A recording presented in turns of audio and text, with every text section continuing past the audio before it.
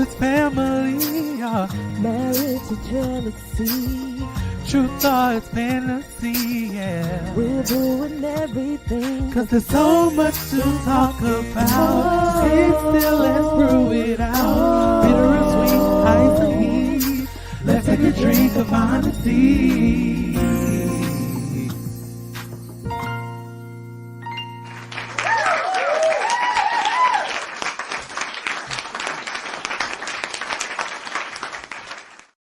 What's up? What's up? What's up? What's up?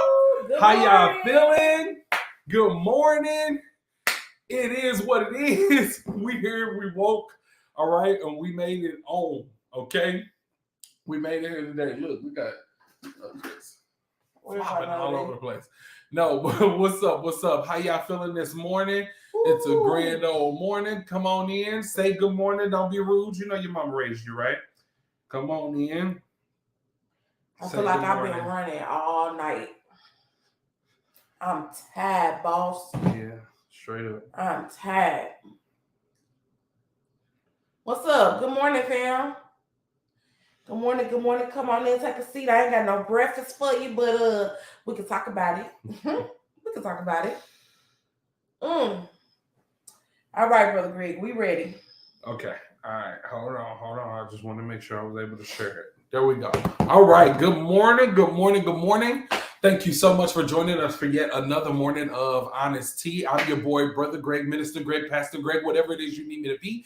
I am there at your service, and I am Sister Antoinette, and I'm ahead of the Usher board this morning. So if you're chewing gum, spit it out so we can get service rolling, because God is about to speak. Amen. Man, look. All right. It is yet it is morning. It's hump day. What they say, boy, hump day. You feel hump day. You can feel you a good old hump day. So I'm exhausted. Okay, people. I am exhausted. But it's all right. We're here to have a good time, and we're gonna do this. But he said we ain't here for a long time, but we're here for a good time. We're definitely here for a so come on, let's have us a good old time. Let's go. Right, then let's go ahead and go. Let's start it off. Y'all already know what it is. What's steeping in our communities?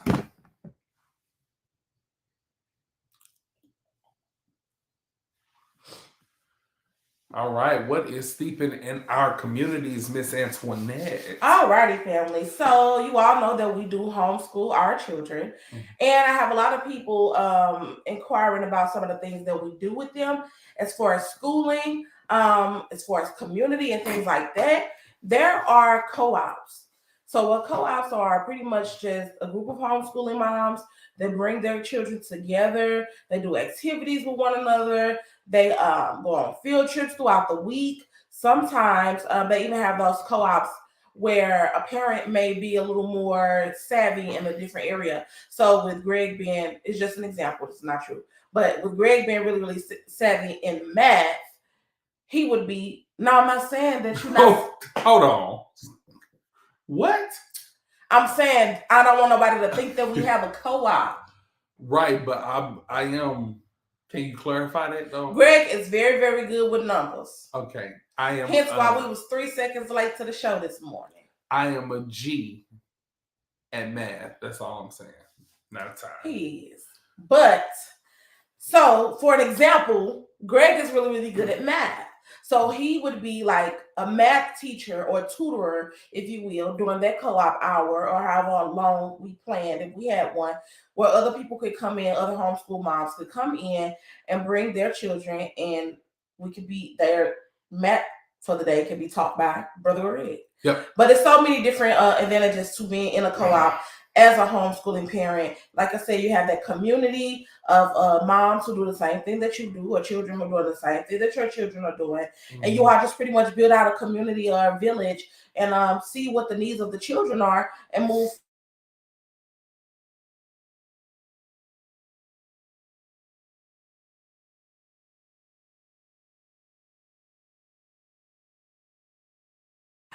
I don't know what's going on with the internet.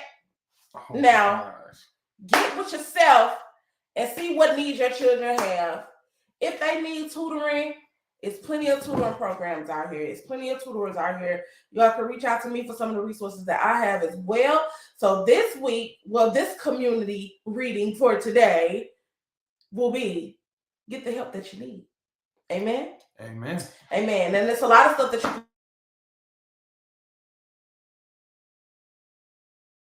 but that's just for the homeschooling people that I do have. But just for different resources for your children as well. A lot of tutoring programs, a lot of math programs and things like that, reading as well. Mm-hmm. So, interesting fact. I've been doing research on a lot of different things. Yeah. And do you all know that math and reading, if your child struggles at math and reading, it's kind of hard for them to excel in the other subjects? Very much so. Very much so. Very much so. Because math and reading is pretty much the base of everything else. Mm-hmm. With science, it's reading and math. Mm-hmm. Social studies, it's reading. Mm-hmm. You know what I'm saying? So long as we focus on their reading and their math and get everything, pretty much down pat, or the help that they need in those areas, they will be able to excel in different areas. And I thought that was pretty cool. So I talked to a tutor a while ago, and this was actually a young lady.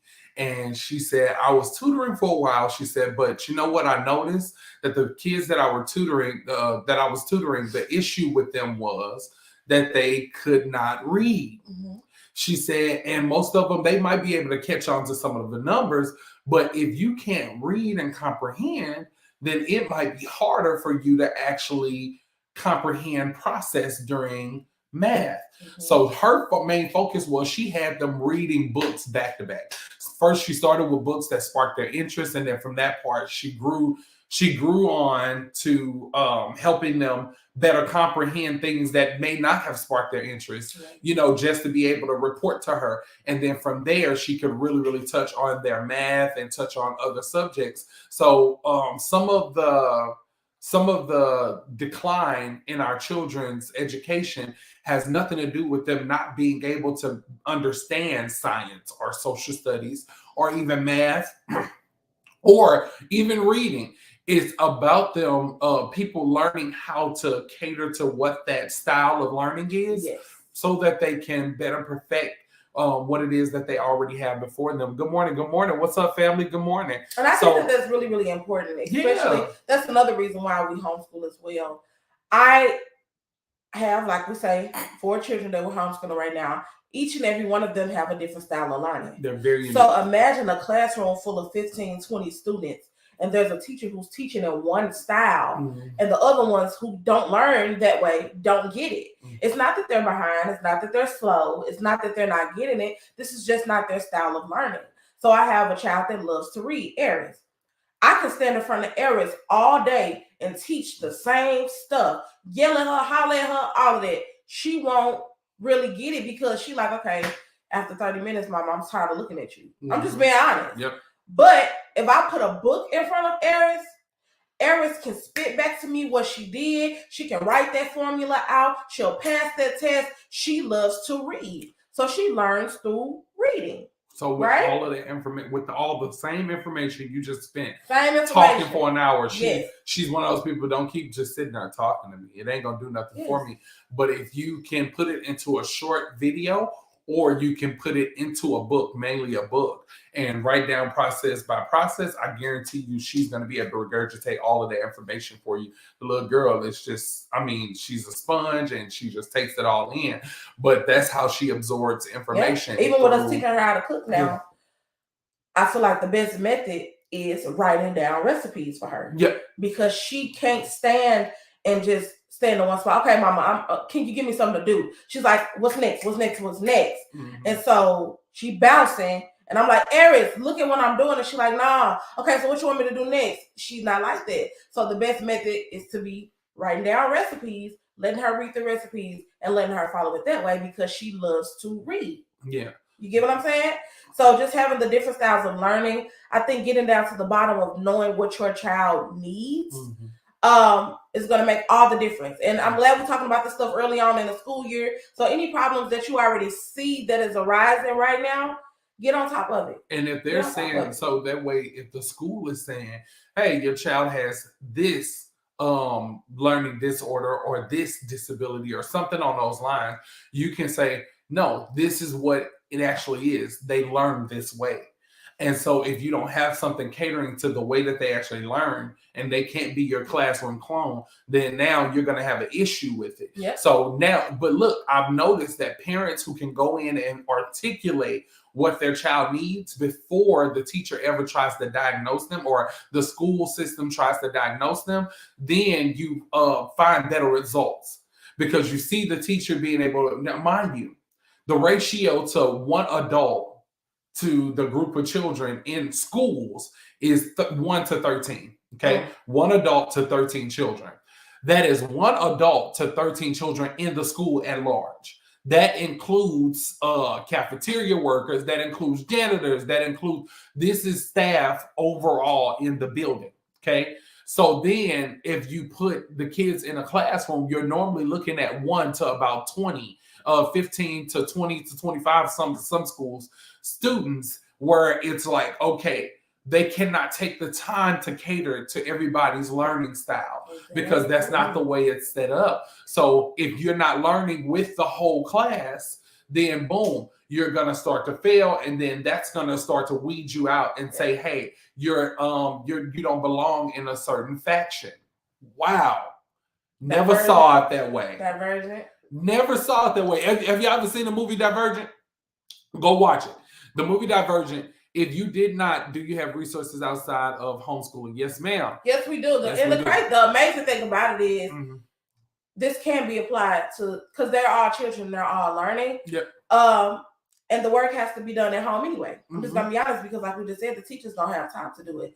So all of the resources that I give you, even inside of homeschooling world or whatever, you can still apply it to your everyday life in the way that community. You do it. So. And then tomorrow I got a nice resource that we're gonna bring forth of some tutoring that is available with the nonprofit who is helping children learn. So we'll be bringing that forth tomorrow. Yeah. But yeah, so in Divergent, and I know I said it wrong, homeschooling world. No. It's homeschool community. But still, I'm tired. Oh, you ain't wrong. And I told y'all that from the beginning. Oh no, you ain't wrong. I'm all good. Everything you say is right to me. I'll be lying because it ain't. I be tripping. It's right to me, baby. It is right to me. But look, so I ended up looking at Divergent again, and you look at how they set them into different factions. And if you do not score high in certain factions, you become a part of what they call the factionless, meaning you don't belong to any group. You don't fit into any what can I say? You don't have a certain status. Well, at that point, now you're somebody who we will look at them as homeless, but they don't have a social group to associate themselves with. Yeah. And so because they can't put you in a box, they feel like you're either factionless, or if you have so many different qualities, you become divergent, which means you're a danger to most of society because you don't fit into just one box. What is so amazing about that movie is the truth of how we actually do kids in the school system. Yep. If they are not fitting into, if they are not one of the most talented in the sports, then we say, oh, you know what, they don't have a sport thing, so they must be really smart. If they're not really smart, then they must be creative, so they must have into the arts. If they're not into the arts, then what are they into? They're not really smart, so they're not into computers, stuff like that. They're not into the arts, they're not into this. So where do they fit? And we're constantly changing and shifting instead of really figuring out what is best for each individual. What is best for each child? We're talking about the movie Divergent. It's a series of movies. Actually, it's 3 of them. Yeah. Divergent, Insurgent, and Allegiant. And they are really, really good. And we watch those movies all the time. We love those movies. Mm-hmm. But yeah, if y'all haven't watched them, and even if you have, I encourage you to watch them over again and kind of look at it through the different lens that we're, the perspective that we're coming from. Yeah. It's really, really cool. Yeah, from the school district, man, we were doing some research. I had us jacked up yesterday. And I promise we weren't going to really bring it out, but we were looking at the public school system records.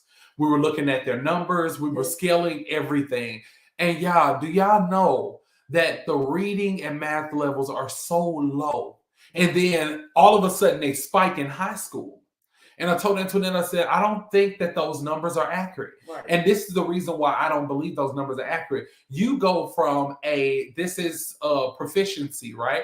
That they're scoring on.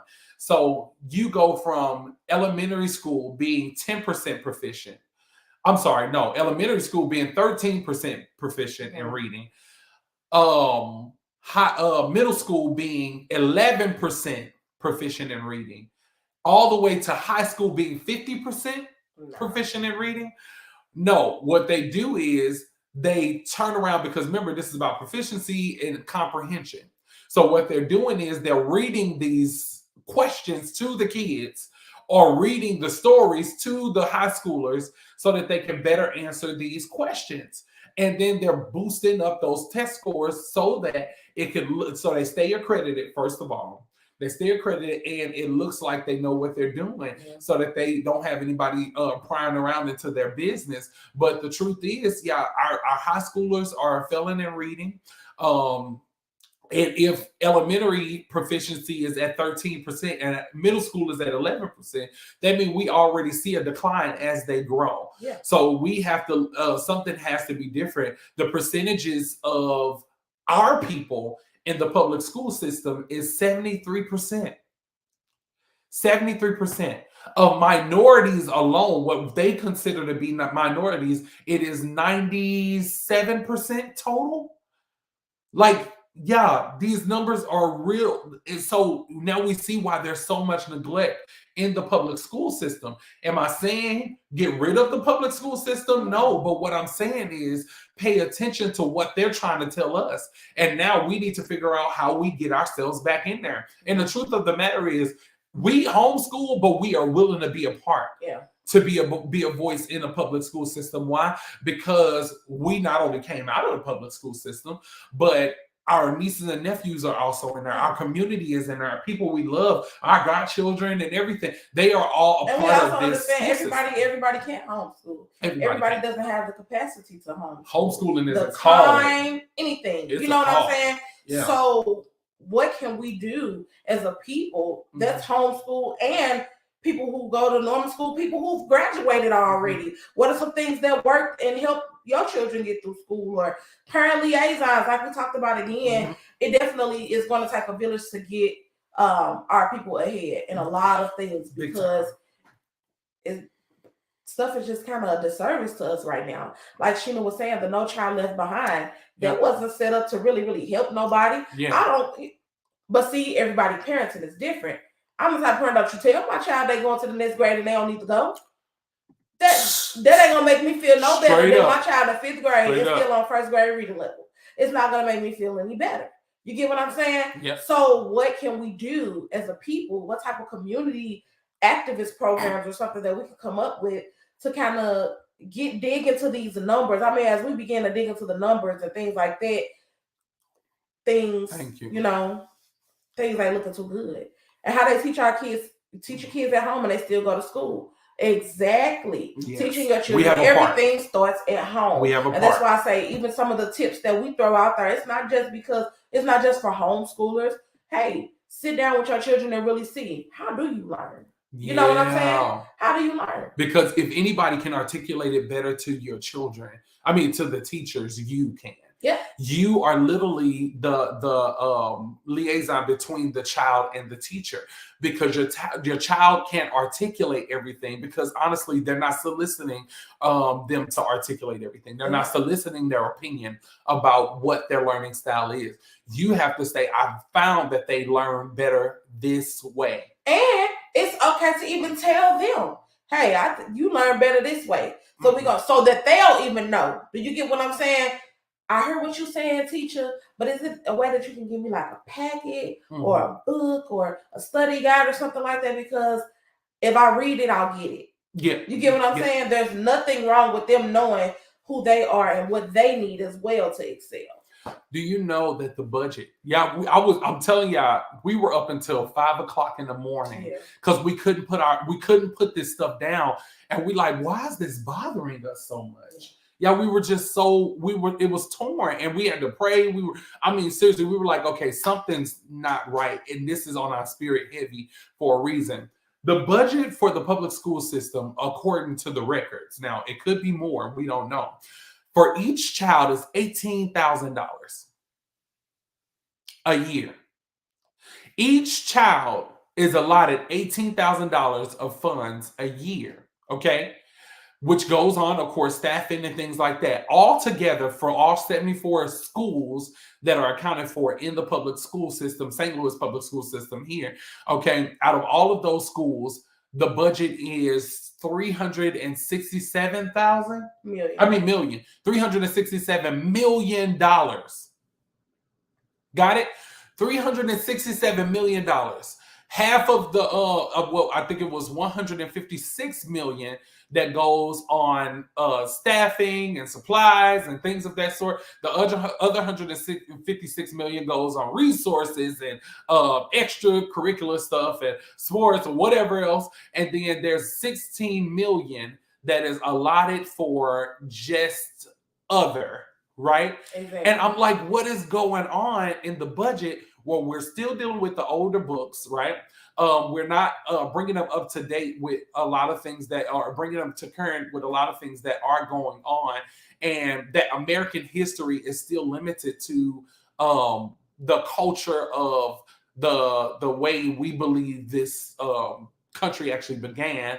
It's like we just it's all mixed up and lost and behind. Like, it's just crazy. For it to be an $18,000 budget per student, man, look, things should look totally different. Things should look totally they need to be more than one teacher in the classroom. They stealing.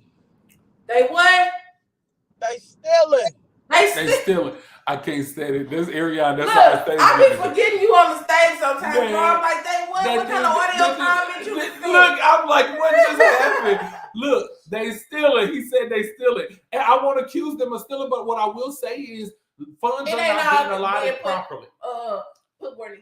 Funds are not being allotted properly. And of course, you know what? Most of us, we will turn around and we will say, hey, they are I'm just about to say this, Sheila. That $18,000, that's why they making sure them kids in their seats. Yep. They ain't really, you know what I'm saying? They need that money. Yeah. They need that money. I'm just being real. And we can't blame the principals. That's what I was going to say. We cannot blame the principals. No. This is not on the principals. This is not just on the leadership at the school. This is on superintendents. This is on this on us. This is on us too. This on us. Yeah, we got to PTA meetings are important. Mm-hmm. Them school board meetings are important. Mm-hmm. The doggone community meetings are important. Like us showing up is very. They are definitely. For real, $18,000 ain't no way. We should have been warming up stuff for lunch. But I'm just very real. This stuff is important, and a lot of people are involved. I'm gonna be honest with you. Them other predominantly Caucasian districts and stuff like that. They don't have these type of issues. Baby, Karen gets in her soccer van. She's picking up. She's dropping off. She's at the crosswalk. I'm just saying, she's at the crosswalk. She's lunch lady. She's, hey, everybody, boys and girls, line up. Boys and girls, let's have a good day. They are there. Karen. Okay, come on. Ariane, what were you going to say? I wasn't saying they were stealing because it's something that I didn't know. I'm telling you, this is something that me and a couple of friends of mine got into years ago. Well, talk about it. Even while we were in high school, when we start going to the board meetings and different things like that. Now, y'all are just talking about the regular school budget. You've got to think, back in 2008, it was around the time that the casino, I think the Lumiere was new to St. Louis.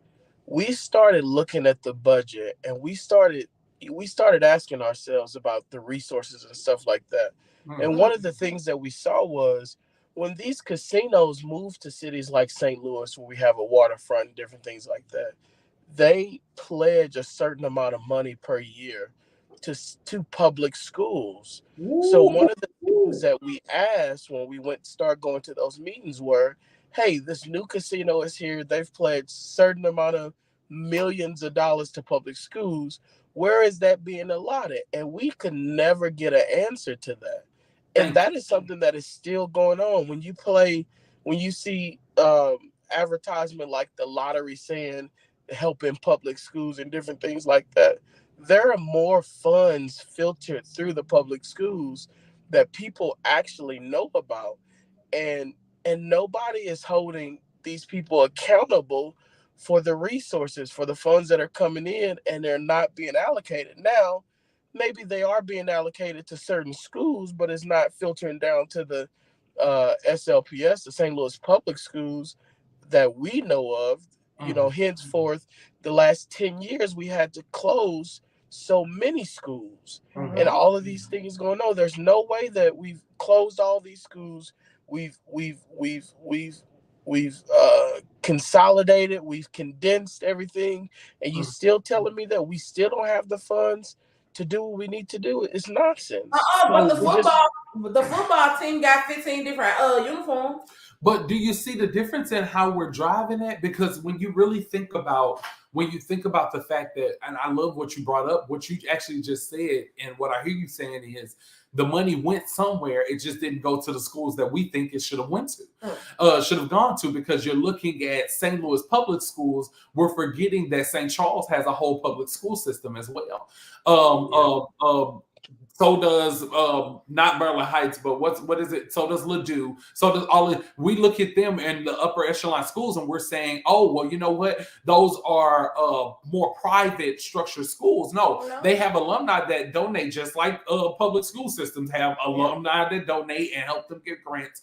But also at the same time, those most of the funds are going where they want the funds to go. So like you said, no, there's nobody holding them accountable to what they ought to be doing with these funds. What is actually happening with these funds? Where are they allocated? Where are we pushing this money? And and the issue is that they won't answer the questions. I just talked to someone yesterday, and they said they're not going to answer your questions. You can band together. You can get in front of them. Everything. They are not going to answer your questions. But you know when they will? When you start to say, "Until I see change, my child will be here with me. Until I see change, I'm gonna go ahead and find something else for my child." At this point, if we don't all band together and say, all of us come forth with this, hey, if y'all don't fix this, we will become a homeschool nation for our own children, and we will figure it out and work it out ourselves, because you don't have the best interest at heart. At that point, I promise you, they're going to start bringing things back, because they got to have the numbers. They got to have it, because they see power in numbers, because if the child is not sitting in the seat, they can't get funding for them. Yeah. So they won't relent. I promise you, they won't. I'm sorry, they will relent when it comes down to us pushing the issue and standing before them and saying, we're not moving off of this. And it wasn't the route necessarily that we were supposed to go this morning, but I think it's really good because we don't see what is there. I looked at the budget of the teachers, and I saw how small they start them out. You know, they start the teachers out at about $35,000 average. That's average. You know, it could be less, but they start the teachers out at about $35,000. Some, it depends on whatever type of degree you have, how long you've been in the work field, all of that type of stuff that would determine how much more you actually make. And I think they cap out at around about $80,000 a year. Some, not all. Some could cap out at around about $80,000 a year. And so while we're sitting there, they're overworked. Like, come on, Sheena. They're overworked and underpaid. And while they are trying to manage one classroom with 25 children, and then the high school and middle school teachers are managing multiple classes with 25 and 30 children throughout the day. So they're encountering hundreds of children throughout the day. And let's not talk about the other stuff that they have to deal with outside of just managing the class. My goodness. They breaking up fights. Yep. They being your kids counselors sometimes. Yep. They are working through some of the toughest things that children are dealing with because they with them all day. Yep. They with them all day. Yep. And what do they have to show for it? besides the fact that they are still impoverished as well themselves. Yeah. They can empathize with the children, but they're still dealing with some of the same poverty guidelines that the children are actually dealing with because their salary is little to nothing. Some of them are single parents. And they're literally having to figure out things for their own children. Like it's just you see how they learn, how they value what it takes to build up our children. Yeah. And we have to be the ones to say, you know what, we won't stand for it anymore. We will not have it. We will not have it. Come on, Baku. We won't. So we have to stand up for our children.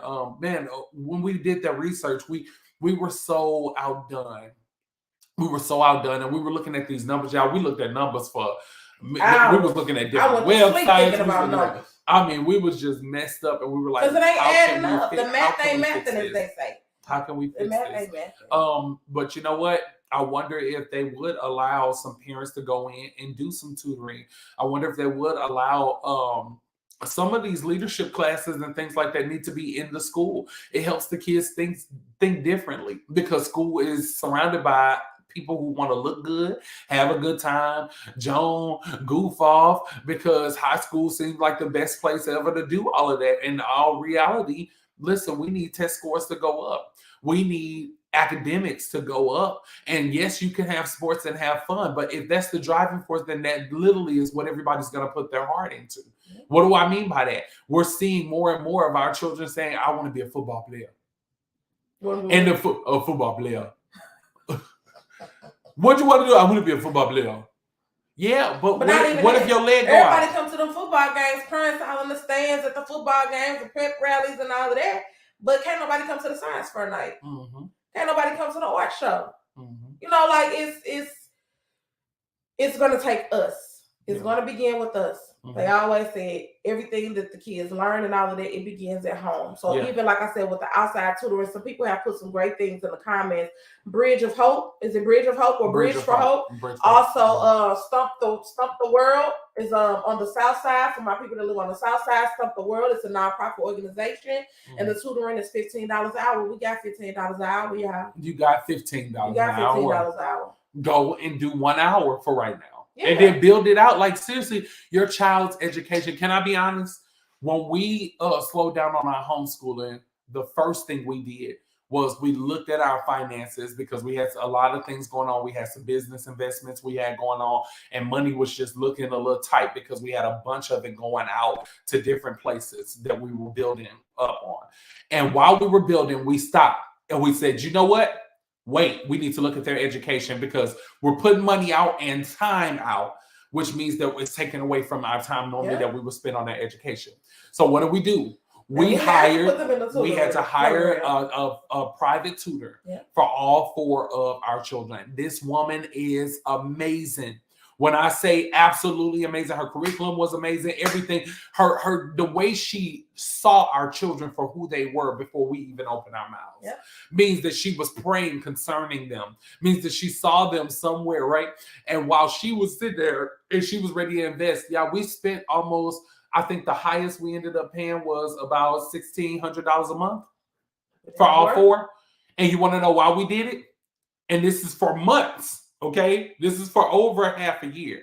We paid $1,600 a month. Why? Because it was worth it. Yep. My 3-year-old was reading, and she didn't even know he was 3. So she was like, he's already advanced. I thought he was 4, almost 5. So I didn't know, So my 3-year-old was reading. My 5-year-old was reading and doing math and doing all the things that a first grader and a second grader was doing. And those my older ones, they had fallen behind because we got out of our routine and off our school schedule. They ended up excelling, and she took them up 2 grade levels in just a matter of 2 months. Yeah. The lady was amazing. It's worth it, y'all. It's worth it. Can you handle those comments for me? I'm sorry. It's worth it. It's so worth it, and we have to be willing to build that up for our children. So look. And look, she said her baby only do 2 hours of tutoring basically. twice a week. They don't have to go every day. Mm-mm. They don't have to go every day. Mhm. Just somewhere where they're able to give them that extra help or that extra push, or even be able to cater to their learning style. Yeah. For them to even be able to recognize in their class, even if, hey, they get their time where they get to work independently. Okay, I'm working independently right now. I know I need to work with counters when I'm doing math. Yeah. I know I need to do tally marks. You know what I'm saying? Mhm. The teacher not focused on that. They got one book. Yep. They reading the answers. Teachers ain't teaching like they used to teach no more either. Me and Greg talked about that growing up. Our teachers taught in different ways because they understood that everything is not the same for every child. Yeah. And the ones that just couldn't get it after all the different learning styles, then that's when they start doing like resource programs and Oasis programs and stuff like that. But I remember days where, hey, today we're doing carpet time. And everything on carpet time, everybody got counters for math. For our book, everybody got their own book. For this and that, like we did different styles of learning all the time. It wasn't just sitting at this paperwork. I'm giving you this and figure it out. No. But now they don't have the time because they have to deal with so much stuff in the class. Like I said, all the outside disruptions, other stuff going on that don't need to be going on in school. Johnny got a phone, but Johnny can't read. Do you get what I'm saying? Like they have to deal with all this other stuff and they're not able to really focus on their job. They're not. Yep. And you know what? When we take the time to say, you know what, I'm gonna go ahead and advocate for my child, we see the outcomes look different. Yeah. You know, but yeah, when we were talking about that, I think something I said, I remember a lot of my teachers when we would be learning something, they would say, all right, put the book away. And we was like, okay, you know, because we're in the middle of a lesson. And she like, look, let's see if this helps you get it better. Boom, we're gonna do this. And they play a game. And we like, oh, we kicking it. We having a good time. And they was like, now do you get the process of multiplication? Or now do you get the process of division? Now do you get, and we're like, oh my gosh, it's the games that we've been playing all this time. Is this, is that. And we literally, they knew how to articulate it in a way where we were able to understand it and receive it. And the issue with a lot of our children is not even just that they don't understand, they're not receiving. Because I know some who completely comprehend but forget it in 5 seconds. Yep. But it's because they haven't received it a certain way. If you receive it, then at that point, they're like, oh, I received this information, it's locked in. Yep. So I'm gonna always remember the processes, you know. So you know, like we used to do our sometimes the teacher will come around with candy for math. Mm-hmm. Hey, we got 15 Skittles. We have to divide, add, multiply, all of that. And I was a math candy wizard. Because he like candy. Look at this. Look at my chin. Oh no, you ain't gonna tell me I had 15 Skittles sitting right here. I only got 13. Who ate 2 of my Skittles? Like it sounds so simple, but just think about the impact that would have on a child. Every time they eat a piece of candy, they doing a math problem. Exactly. You know what I'm saying? Give me my Skitters. I want my Skittles. And I want my knickknacks, zuzus, and wham-whams. If you take a honey bun and you cut it up 6 ways. How many calories is that? We wasn't counting calories. It was counting pieces. Okay? All right? Because I want all of so you're the one who got the double-decker oatmeal cream pie started. Yes, I did. I started that. I was walking down the street and I put 2 of them together. And I said, this is the way it should If y'all know my husband, I can believe it. I can believe it. But yes, y'all, that ain't the show when it's only this way. It truly did. And you know what? I'm okay with that because the truth is, you know what? We have a heart for for our children. Yeah. Our children, Mama Balale, we had her on before. We're going to have her on again. But this woman is just a wealth of knowledge. And her whole point is, we're always talking about these kids. She's like, if we start to take ownership and say our children will see that we have a part in their development, we'll have a part in their growth process, we have a part in how they who they're becoming.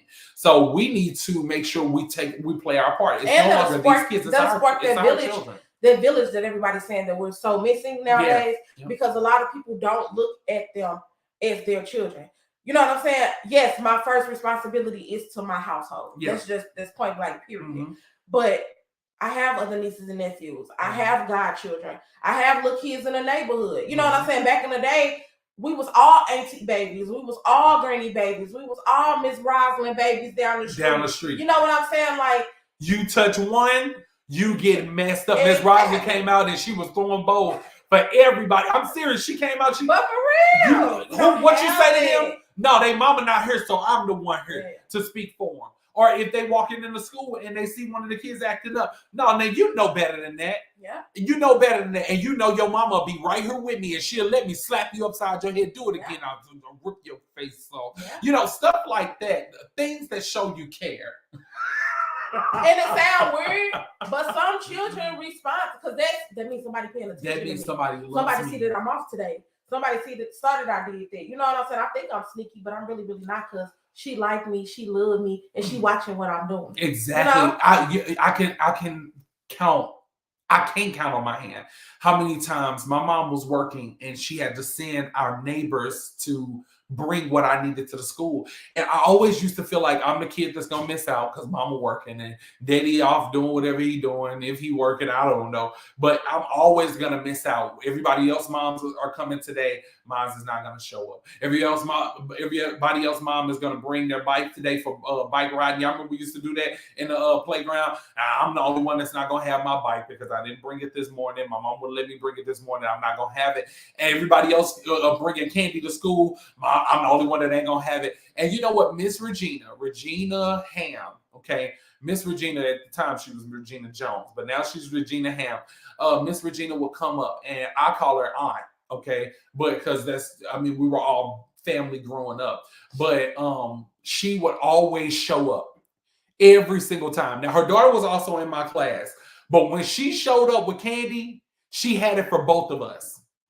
When she showed up with lunch, she had something for both of us. Yeah. When she showed up with the bikes, she brought my bike too. When she showed up, every time she came to the school, because she had the time to do it, she was there caring for me too. And trust me, she didn't lack in correcting us either. If something was going on, I could get corrected really quick because that's the community that we had. And they looked out for us. Like all of us were each of their children. They made sure all of us was okay. We went down to Miss Deborah and them house, baby, we all ate, okay? Yeah. And look, Miss Deborah was the type they look. I know my kids about to eat dinner, so y'all need to go on home. No, nobody do that. And look, even if it was said, and then she'd be like, "Come on in here and get y'all some noodles. Yeah. Come on in here and get you something to eat." It was always somebody pouring back into us and doing. Now, did we have food at home? Yeah, but we wanted to be where we was at the time. So everybody is there. My mama, you walked in, you knew if she was cooking. My friends used to come over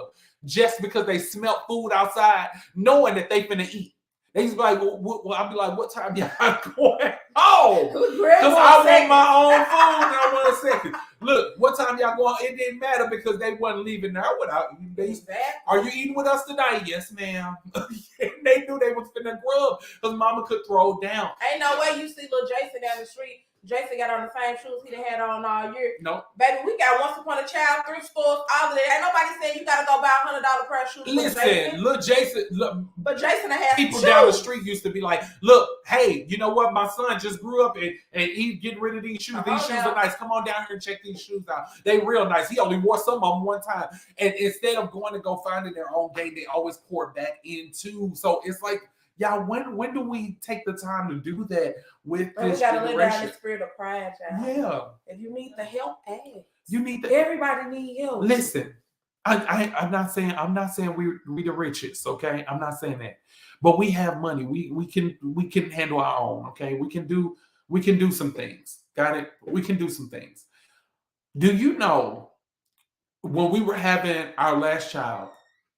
How many people called us and was like, "Hey, I got newborn clothes. I want to drop off to y'all. This and that, blah, blah, blah." Came and got them. Came and snatched Cam and Shania, bless me, baby. I ain't bought no clothes yet. No clothes, no shoes. Shania. None of that. A blessing out of this world. Because let me tell you, all the stuff was brand new. It was brand new. But you never know what you're passing up on. We would have spent hundreds of dollars. Probably a couple of thousand. I'm just being honest. On the things that we ended up, girl, I gotta get it out now. God. But on the things that we ended up getting because people cared enough to say, hey, I have this and I have that. And we were not prideful. The one thing that we wanted that was brand new, who bought it for us? Is it Daddy? Yeah, my bed, and my dad ended up buying it for us. The car seat, Kim gave it to us. The baby had 2 car seats. Yeah, and the grandparents are always gonna make sure that they're good. My godmom Angie, she instantly sent over money. She was like, "Here, this y'all money. Y'all do whatever y'all have to do because I know y'all got other responsibilities going on. Here, I'm sending this, and y'all buy whatever y'all need to buy for the baby, you know." And I was like, that's so dope. So we had those constant people and consistent people who would always give and make sure we had. And then those who just wanted to say, hey, you know what? I'm not giving a gift, but I got a whole bunch of new clothes. Here you go. I got a whole bunch of this. Here you go. And you go from there. But you know what? We really need to get back to our community-centered activities and the things that we're doing. Know who your people is, and if you don't know, build up a village. Let's build up a village. Yeah. What was something I want to say? Oh, because we were talking about how kids learn different. Yeah. I took my nephew. My nephew, they tried to say that he had autism. Lies. Okay. And then they tried to say that they switched it up because then they said he had ADHD, right? Lies. Okay. Now, the functionality of it, I get it. What they're saying is this is who he is as a person. He can't sit still. He this, that. I took this boy every day after school because my sister was working, so I went to pick them up for school, he and my niece. And they had to do homework before they did anything else. They sat at my table and they did homework. Of course, my children now, they like, shoot, we already did our schoolwork. Nope, go ahead and go pick some more schoolwork up because everybody's doing homework now because that's what time we in. Okay. Sat with my nephew and he could not understand division. He was like, I just don't get it. He keep writing these numbers down. I'm like, what's wrong with this boy? Keep writing these numbers down. What is going on? So I said, bring me a paper. He brought it over. I said, none of this is right. How do you see that any of this is right? Well, my teacher said, just write down what I think. No, they didn't. No, they didn't. I know they ain't tell you. I know they ain't told you nothing like that. What's your teacher name? Okay. No, they didn't tell you that. We sat down and I said, okay, Greg, I said, think outside of the box because he got to get this right now because I don't have later. I don't have tomorrow. He got to go back to school. I went and I got the little Jumbling Tower blocks. Mm-hmm. And I said, now, we're doing division. I said, if we were multiplying, what would we be doing with these blocks? If I gave you 2 and I needed 4, how many more would you get? Well, I'll get 2 more. Well, now I'm giving you one group of 2 and one group of 2.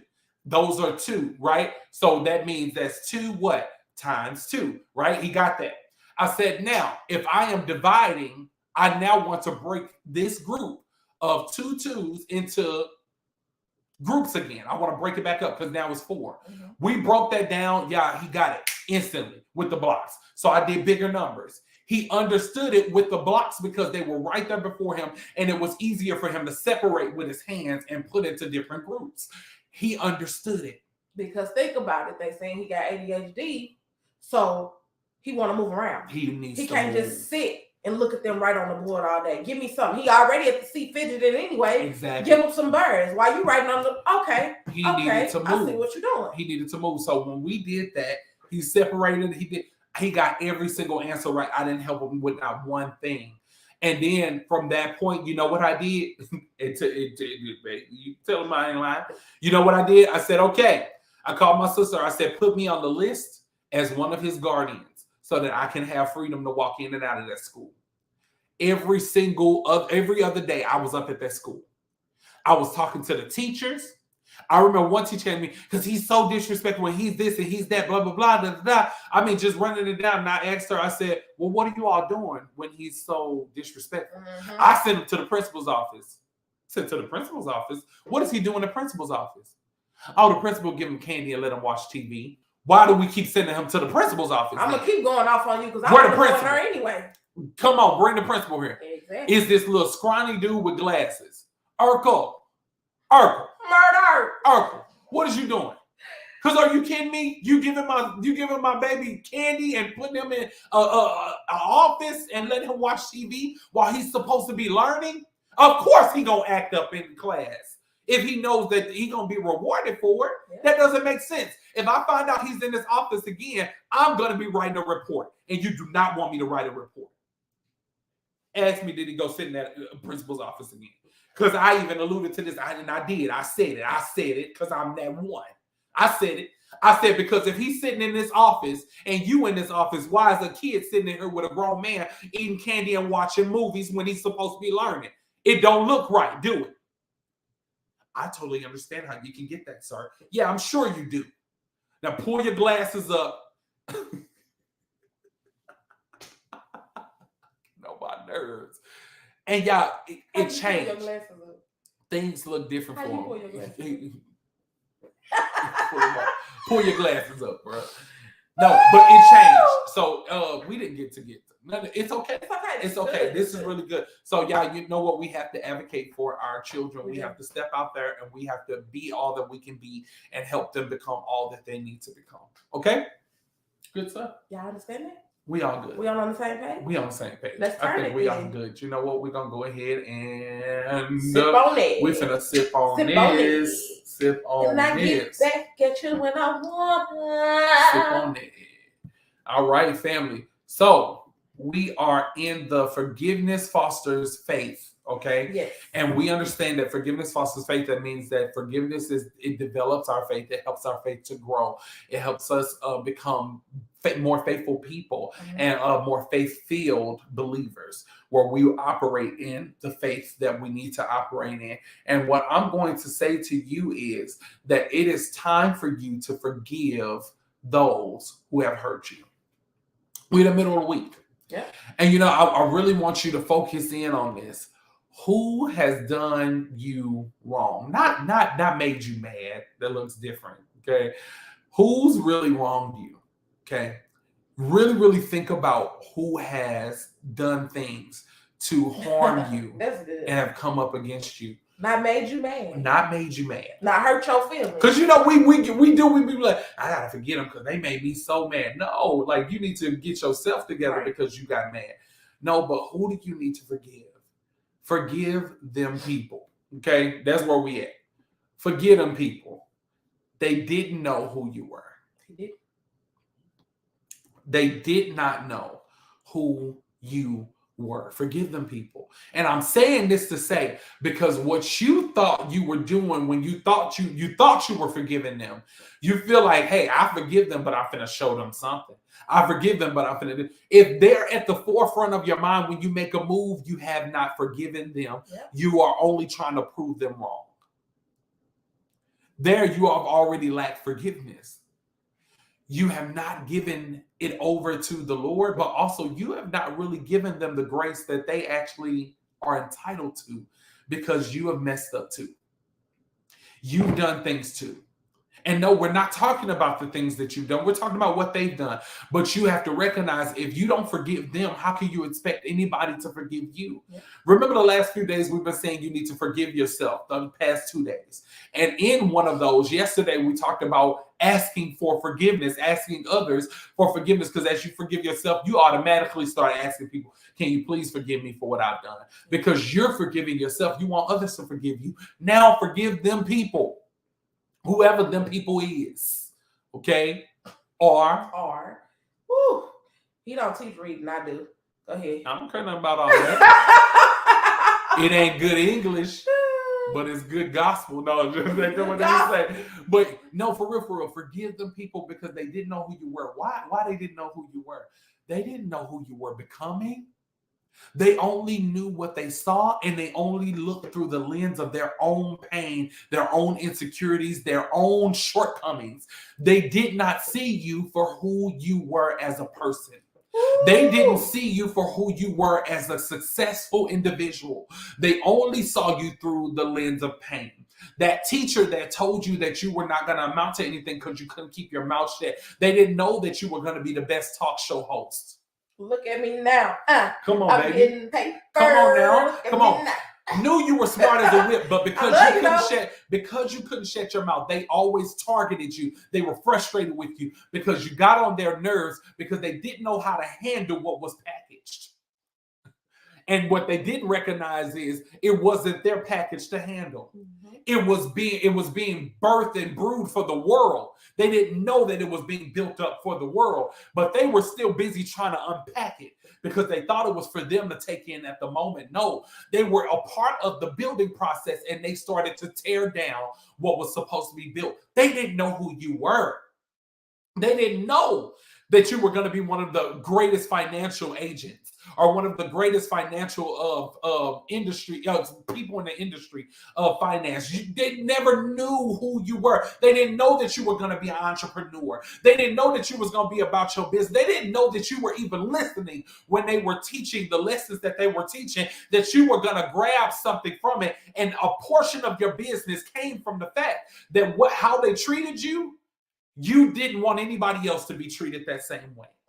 So it developed you and made you better, but you can't forgive them? Forgive them people. They didn't know who you were. Write it in the comments, y'all. I gotta forgive them people. Well, dang, say it the right way. That's a lot. I have to forgive them people or forgive those people. I forgive them people. I forgive them. Greg, everybody don't want to be ghetto. Forget that. I forgive them people. Forget it. I forgive you. I forget them people. I forgive them people. They didn't know who I was. Put me out of their class. I forgive them. They didn't know who I was. They did know who I was. And now I don't turn anybody away because I realize that we all come in different shapes, forms, different dialects, different mindsets, different thinking, thought processes. I mean, we have so many differences, but I forgive them for not knowing who I was, and I won't miss out on the opportunity of finding out who each individual is in my life. I want to know. I want to get to know. I have a cousin. Yeah, we were at her party. Every person that walked up at her party was able to articulate who she was because she had like almost 200 people there. And she was, because they had relationship with her, they took time to know her as an individual, but also she knew how to articulate herself as an individual. She knows how to present herself as an individual and not just as one group of people or a part of a certain group of people. You build those personal relationships with people. You don't know who they are becoming. You don't just have 5 kids. You have this one, that one, this one, that one, and this one. They are 5 individuals comprised of one big family. Do not miss out on the opportunity to pour into them. But remember that you fell short at one point. Forgive them people. This is powerful. Forgive them people. They didn't know who you were becoming. And they didn't even know your process, Foodie. They didn't know. Dang it, Janisha. They didn't know. I'm trying, baby. I'm trying. Because they didn't know your process.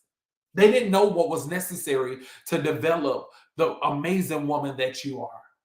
The heart that you have for children, for people, just for the loved ones that you have. And I mean, you love everybody. They didn't know that was brewing behind your process and what you were going through and what you were dealing with and even how they responded to you. They didn't know what they were building up.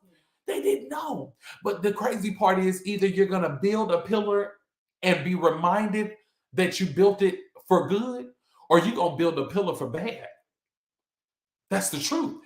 What do I mean by that? You're a mom and you are in your children's life. I'm not talking to you, Foodie. I'm talking to everybody. I'm sorry. But you're a mom and you're in your children's life. If you are always bickering, frustrated, going off, flipping out, always calling them names, always saying something negative about them, you're building a pillar, but it's not one that they're going to look at you for the good. You set their house up and you are one of the structures that keep the house from falling. But they're saying, yeah, but this pillar, it was unhealthy the whole time. I can't replace it because it's a part of my foundation. But what I will say is, as this pillar stands, I'll forever remember what they did. Versus saying, my mom was patient, my mom was kind, my dad was patient, my dad was kind, my dad was this. He disciplined me, but he did it out of love. He corrected me, but he made sure he told me who I was. She was this. She was. You have to start to build them up for the good, because you're going to need this same grace that you got to give them people. Forgive them people. They didn't know who you were. So you won't become them people. They didn't know, so you won't become them people. Wow. So you won't become them people because they did not know who you were. I'm going to say this really quick and I'm off this mug. Check this out. Watch this, okay? And I just want to, I want to put this out. Watch this. They didn't know who Jesus was while they were nailing him to a cross. Nail him to a cross. They beat him. They cut his skin. I mean, they tore him up. And while they were doing all of this, they did not know that he was the Son of the living God. They did not know that he was the Word of God in the flesh. They didn't know who he was, even though they were warned and told. People foresaw some things that were coming in you. People foresaw some greatness in you. They just didn't know how to handle it. They didn't know how to handle him. They didn't know who they were nailing to that cross. Oh, but they knew who rose up. Okay. We done? And We look at done. who name they calling on now. Who name they calling on now? By the only name by which we are saved. Listen, they didn't know him in the crucifixion. Oh, but they knew him in the resurrection. They knew him in the understanding that he was back and he was serious about his business. They know him now, right? And a lot of them just know of him and don't have intimate relationship with him because they still can't comprehend the fact that he is all things, right? They can't comprehend it. They still don't know in fullness who he is. Only those who have taken the time to know him as Jesus, the individual, to know him as the one who they prophesied about instead of just the one who came to save our souls, right? And I don't do this to say he didn't come to save our souls. I'm saying if you've only accepted him as Savior and not Lord and not the one who God spoke about from the beginning of time, then you don't even know Jesus. You only know what you want to deliver you. That's it. Forgive them. They don't know who you were becoming. They didn't know you. They didn't know who you were. Forgive those people. And they don't know who you are. And they don't know who you are. And they don't know who you're becoming. And they don't know what's next for you. But I know somebody who does. His name is God. His name is Yahweh. He is the King of Kings and the Lord of Lords. There's none like him. He knows exactly who you are. And he knows every single hair on your head. He named every single star you get to take and look upon for its beauty. He knows everything about you. But check this out. Check this out. As much as he knows you, he won't even forgive you if you have not forgiven others. So while he knows you, you need to get to know you. And the only way you can get to know you and know that you are forgiven, know that you are being healed, is by forgiving others and taking the time to look at you in the process. Forgive them, people. They didn't know who you were. They didn't know. All right? And I don't even do this. Yep. But we're going to drop some facts today. Mm-hmm. In the Bible, if you could just turn your Bible. Preach. To Mark 11. Verse 25. Read. And whenever you stand praying, if you have anything against anyone, forgive him, that your Father in heaven may also forgive you your trespasses. Ooh. But if you do not forgive, neither will your Father in heaven forgive your trespasses. And that's coming from the New King James Version. Mm-hmm. Thank you for all the readers, hearers, and doers of his holy word. Hello, somebody. Y'all forgive. Forgive. Because you need it. But forgive also because they didn't know. They didn't know. If you hold that charge over them, their legacy will forever have that charge over them. Why did Jesus on the cross? He said, Father, forgive them, for they know not what they do. Yeah. That way that charge wouldn't be on the people because he came and died for the very people that was killing him off as well. He came and died for us. He came and died for us, and we crucify him every day. Yep. Still, he came and died for us. So if we need that same forgiveness, you need to make sure that you're extending that grace to other people. Forgive them people. Because they didn't. Don't hold nobody hostage and don't let them hold you hostage neither. Mm-hmm. I'm your girl, Antoinette. And I'm your boy, Brother Greg. And we love you so much. Love and y'all have a blessed and prosperous day.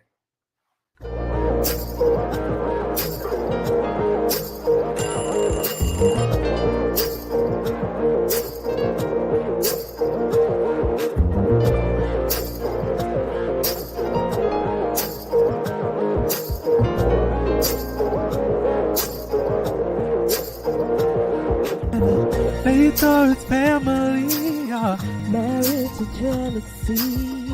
Truth or it's fantasy, yeah. We're doing everything. Cause there's so much to talk about. Sit still, let's brew it out.